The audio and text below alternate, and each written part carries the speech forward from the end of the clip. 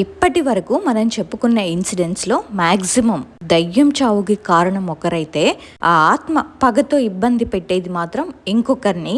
కానీ ఇప్పుడు చెప్పబోయే ఇన్సిడెంట్ మాత్రం పూర్తిగా డిఫరెంట్. ఇది ఒక సామాన్యమైన ప్రతీకారం కాదు, అసలు ఇలా కూడా జరుగుతుందా అని ఒక నమ్మశక్యం కాని యథార్థ ఘోరమైన ఇన్సిడెంట్. తను నాకు ఈ ఇన్సిడెంట్ చెప్పినప్పుడు నాకే నమ్మాలనిపించలేదు, అందుకే మీకు కూడా ఇలాంటి డౌట్లు వస్తాయని తన వాయిస్ని ఇక్కడ కొంచెం యాడ్ చేస్తున్నాను. తను నాకు ఫస్ట్ అమరావతి వెళ్ళేటప్పుడు నార్మల్ గా వైట్ డ్రెస్ లో ఎలా అయితే కనిపించిందో అలానే కనిపిస్తా ఉండేది. అండ్ మళ్ళీ తను నాకు స్టోరీ చెప్పింది ఎలా అంటే, మామూలుగా మనం ఫ్రెండ్స్ తోటి ఎట్లా అయితే మాట్లాడుకుంటామో అలానే మేము మాట్లాడుకునే వాళ్ళం. కాకపోతే ఏంటంటే తన పక్కన ఉన్నది కానీ ఎవరికి తెలిసేది కాదు, ఎవరికి కనిపించేది కాదు. మనకి తెలిసినంత వరకు మన జీవితానికి చావొక్కటే ముగింపు, కానీ అన్యాయంగా బలైన కొన్ని ప్రాణాలకు ముగింపు ఉండదు. ఎప్పటి వరకు అంటే ఆ పగనది తీర్చుకునేంత వరకు ఈ భూమిని వదిలిపెట్టి వెళ్ళవు. అది 10 ఏళ్ళు కావచ్చు, 100 ఏళ్ళు కావచ్చు. కాలం మారినా, మనుషులు మారినా, ఆత్మల గుండెల్లో రగిలే పగ మాత్రం చల్లారదు. మనం మూడో కంటికి తెలియకుండా తప్పులు చేసి చట్టం నుంచి తప్పించుకోవచ్చు, కానీ ఈ ప్రకృతి శక్తుల నుంచి, ఈ ప్రతీకార ఆత్మల నుంచి తప్పించుకోలేమనడానికి ఈ ఇన్సిడెంట్ ఒక పెద్ద ఎగ్జాంపుల్. అసలు ఏం జరిగింది, తనెవరు, తనకి జరిగిన అన్యాయం ఏంటి, ఇవన్నీ తెలియాలంటే వీడియోనైతే స్టార్ట్ చేసేద్దాం.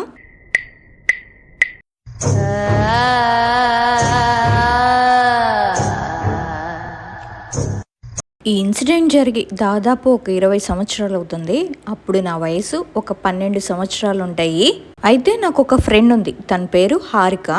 అమ్మాయి, నేను, మా ఇంటి పక్కన ఒక అన్నయ్య ఉండేవాడు, ముస్లిం అన్నయ్య.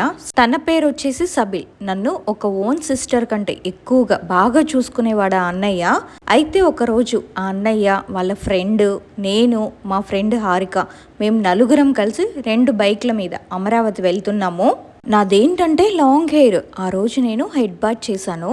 లాంగ్ హెయిర్ అవ్వడం వల్ల నా హెయిర్ అనేది సరిగ్గా ఆరలేదు. అందుకని చెప్పేసి నేను హెయిర్ని లీవ్ చేసుకొని pure white and white dress వేసుకొని వెళ్ళాను.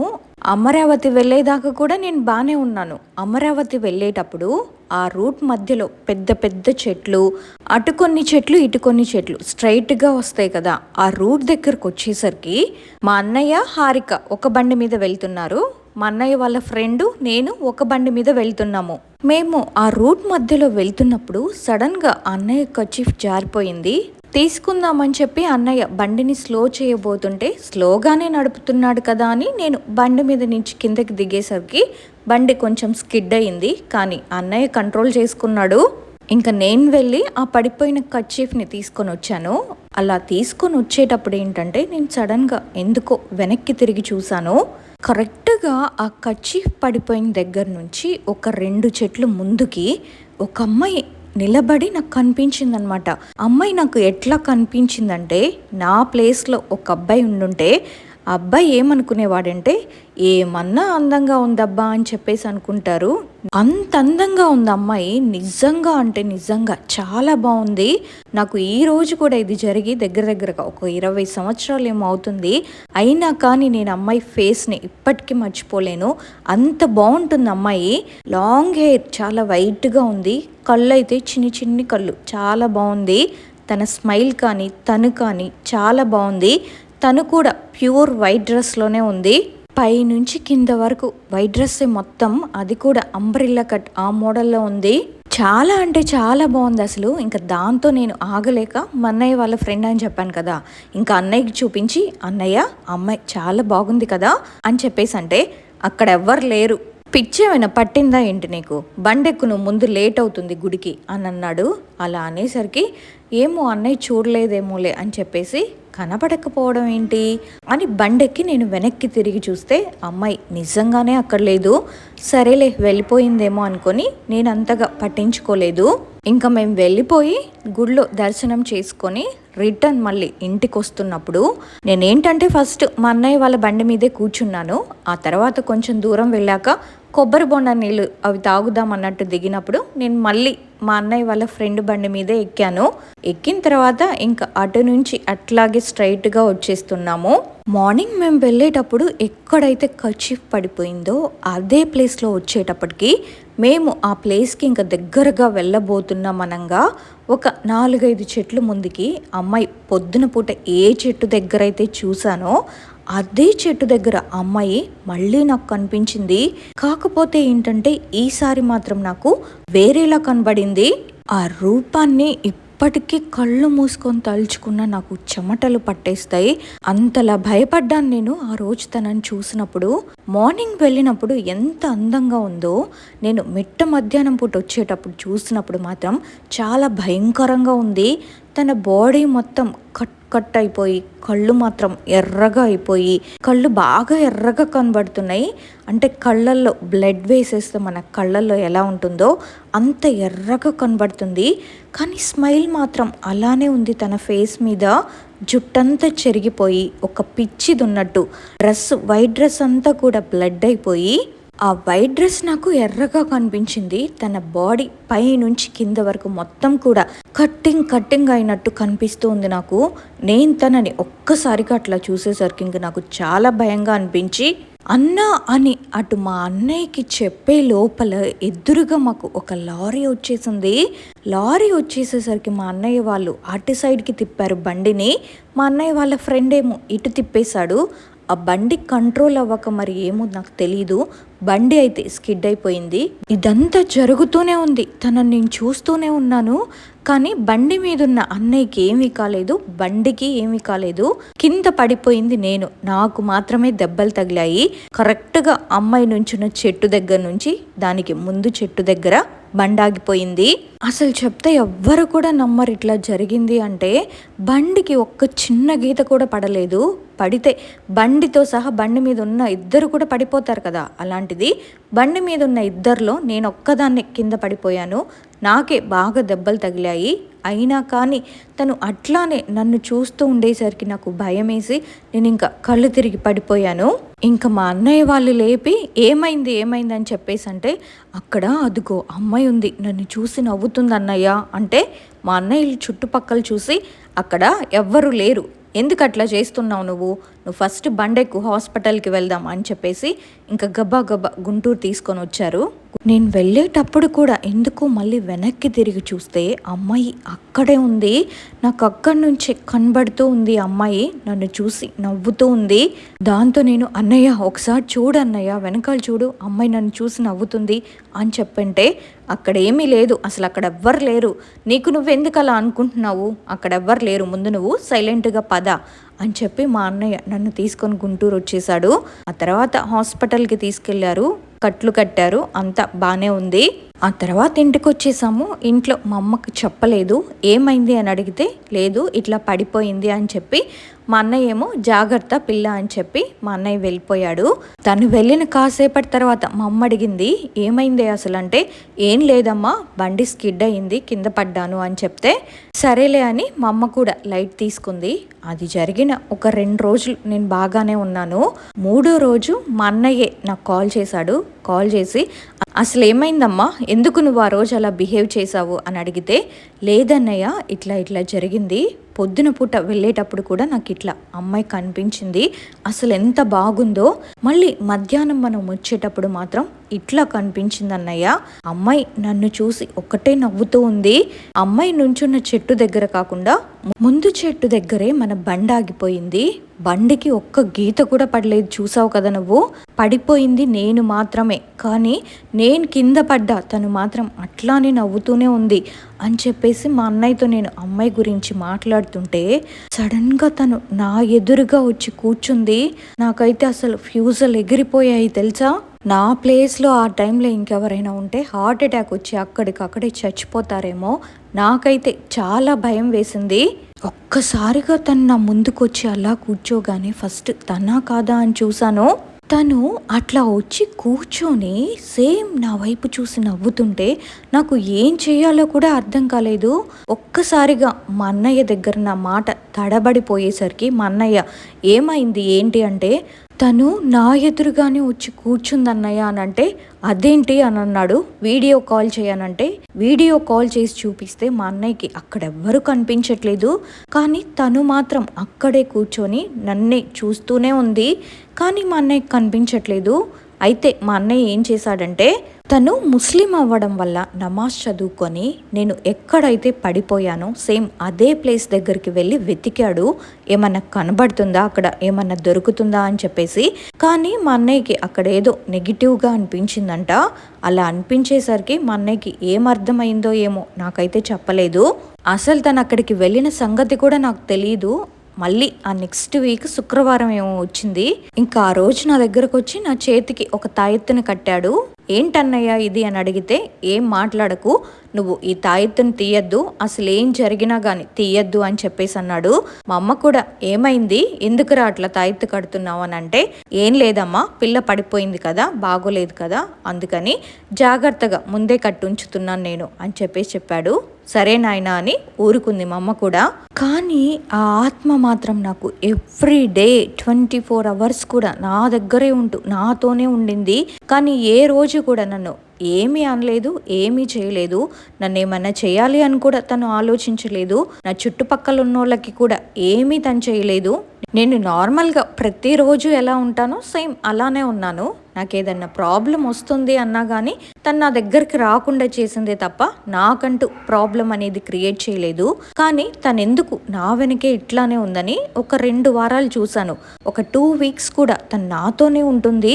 ఇంకా తర్వాత నేను తనని అడిగాను, ఎందుకు నువ్వు నాతోనే ఉంటున్నావు, అసలు ఏమైంది, ఎందుకు అని చెప్పేసి అడిగితే, ఆ తర్వాత తను తన గురించి చెప్పడం మొదలుపెట్టింది. నా పేరు శ్రీక, నేను అప్పుడు ఇంటర్ 2nd year చదువుకునేదాన్ని.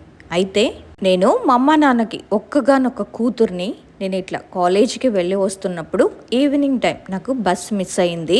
మా ఊరికేమో ఆ టైంలో ఆటోలు ఇవన్నీ ఎక్కువగా ఉండేవి కావు. దానివల్ల నైట్ వచ్చేటప్పటికి బాగా లేట్ అయిపోయింది. లేట్ అవ్వడం వల్ల నేను నడుచుకుంటూ వస్తున్నాను. దాంతో బాగా చీకటి పడిపోయింది. అది కాక పల్లెటూరు అవ్వడం వల్ల ఆ చెట్ల వల్ల ఇంకా చీకటి ఎక్కువ అయిపోయింది.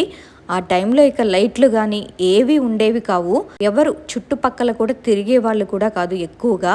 దానివల్ల ఏంటంటే నేను వస్తున్నప్పుడు వాళ్ళెవ్వరో కూడా నాకు తెలియదు. ఒక 4 అబ్బాయిలు నన్ను తీసుకెళ్ళి నన్ను రేప్ చేసి చంపేశారు.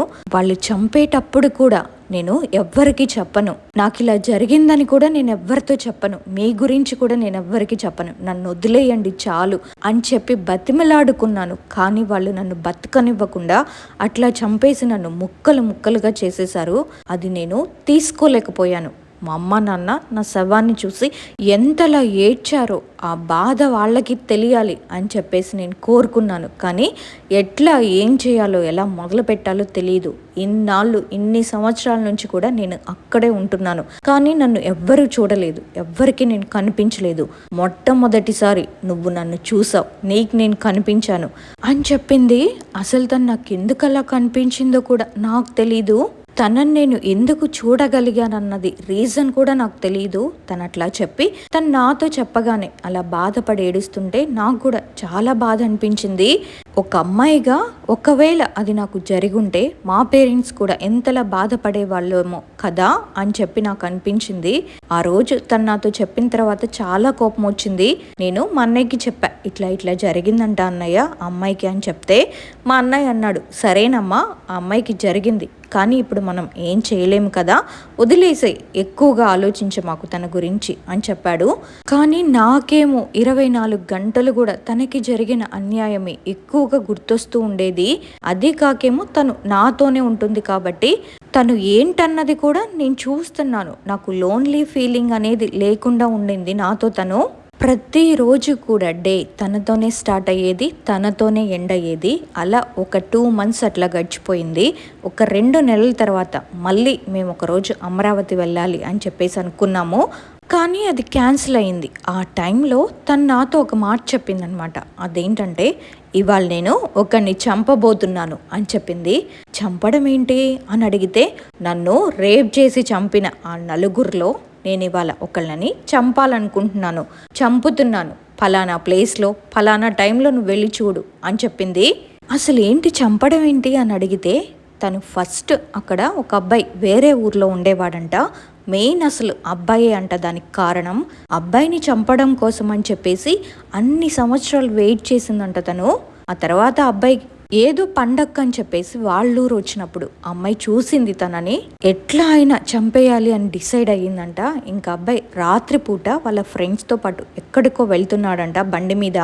అలా వెళ్తున్నప్పుడు రిటర్న్ ఇంటికి వస్తున్న టైంలో ఒక లారీనో బస్సో మరి దేంతో గుద్దేసిందో నాకైతే తెలియదు, కానీ తనకై తను ఆ బస్సుకి గుద్దుకునేటట్టుగా చేసిందంట. బైక్ కంట్రోల్ కానివ్వకుండా చేసి తని చనిపోయేటట్లుగా చేసింది. తను చెప్పింది, నేను ఇలా ఇలా చేశాను, నువ్వు వెళ్ళి చూడు వాడు అక్కడే ఉంటాడు అని. తను చంపేసి కరెక్ట్గా ఆ రోజు అమావాస్య 12ంటికి స్టార్ట్ అయిన దగ్గర నుంచి 2 o'clockకి ఇదంతా జరిగిందంట. తను 2 o'clock కల్లా తను చంపేసి నా దగ్గరకు వచ్చి చెప్పేసరికి 3 అయింది. తెల్లవారుజామున 3 అనమాట.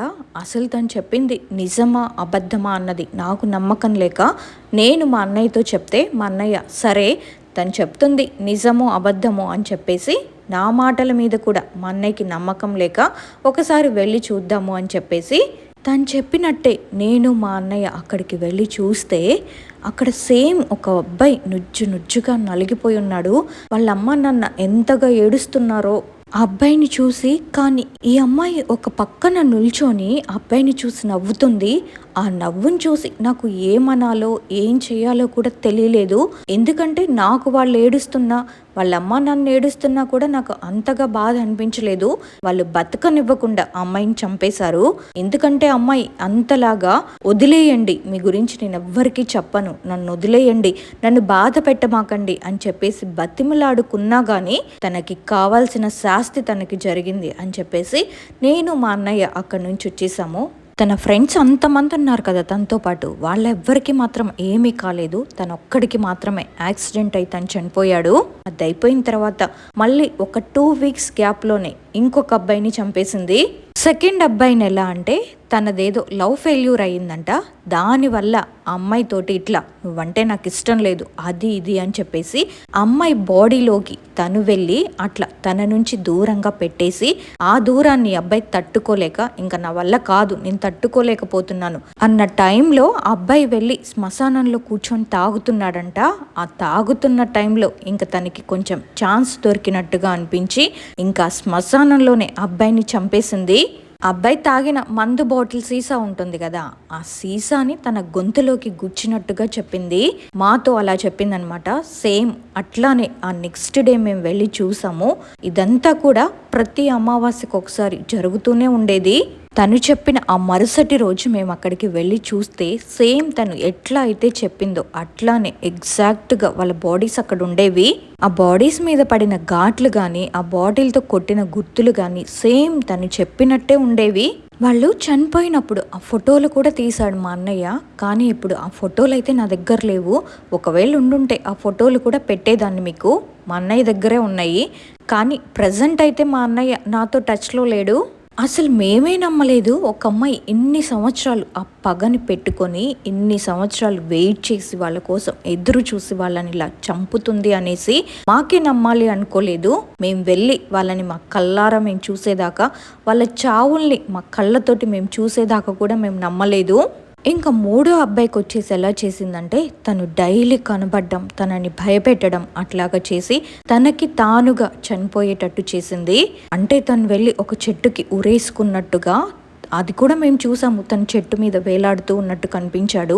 ఇంకా 4వ అబ్బాయికి మాత్రం ఇట్లా మంచం మీద పడి, అంటే తనకి హెల్త్ బాగోలేకుండా ఉండడం, అబ్బాయి రక్తం కక్కుకొని చనిపోయేటట్టుగా అబ్బాయి బాడీలోకి వెళ్ళి లోపల నుంచి బాగా ఇది చేసేసి చంపేసింది అని చెప్పింది. ఈ లాస్ట్ అబ్బాయిని చూడ్డానికి మాత్రం మేము వెళ్ళలేదు.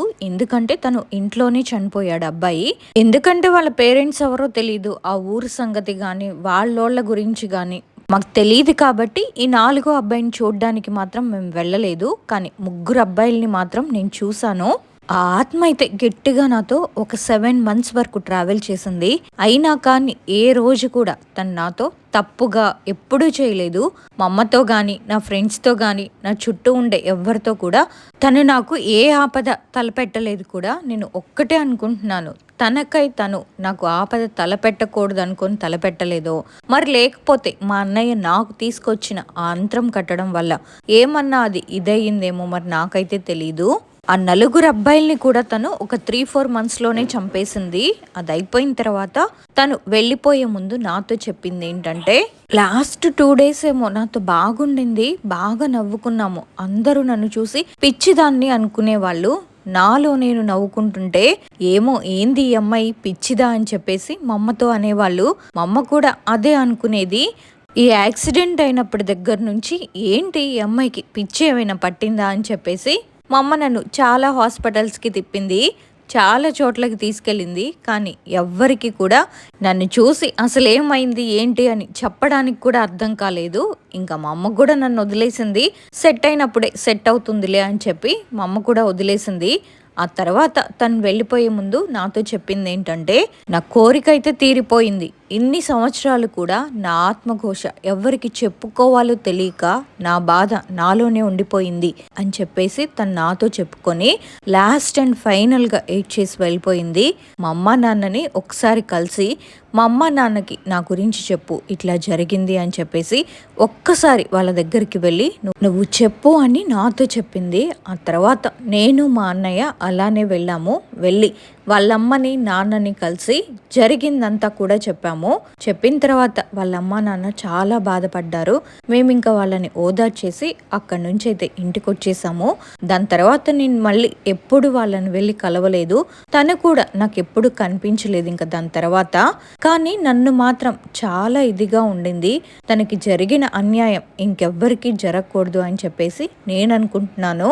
తను నాతో చాలా బాగుండింది అని చెప్పాను కదా. తను అప్పుడు నాకు ఎలా కనిపించిందంటే, నేను ఫస్ట్ అమరావతి వెళ్ళేటప్పుడు నార్మల్గా వైట్ డ్రెస్లో ఎలా అయితే కనిపించిందో అలానే ప్రతిరోజు కూడా కనిపిస్తూ ఉండేది.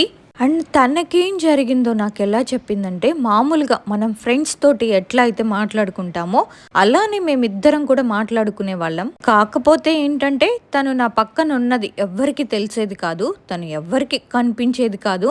నన్ను అందరూ చూసి ఈ పిల్ల ఇట్లా మాట్లాడుకుంటుంది ఏంటి, పిచ్చి ఏమన్నా పట్టిందా ఈ అమ్మాయికి అని చెప్పేసి అనుకునేవాళ్ళు.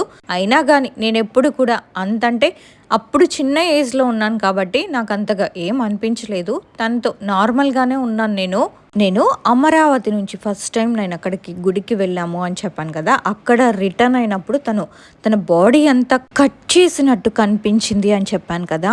ఆ ఒక్కసారి మాత్రమే తనని చూసి నేను కొంచెం భయపడ్డాను. దాని తర్వాత ఇంకెప్పుడు కూడా నేను తనని చూసి భయపడలేదు.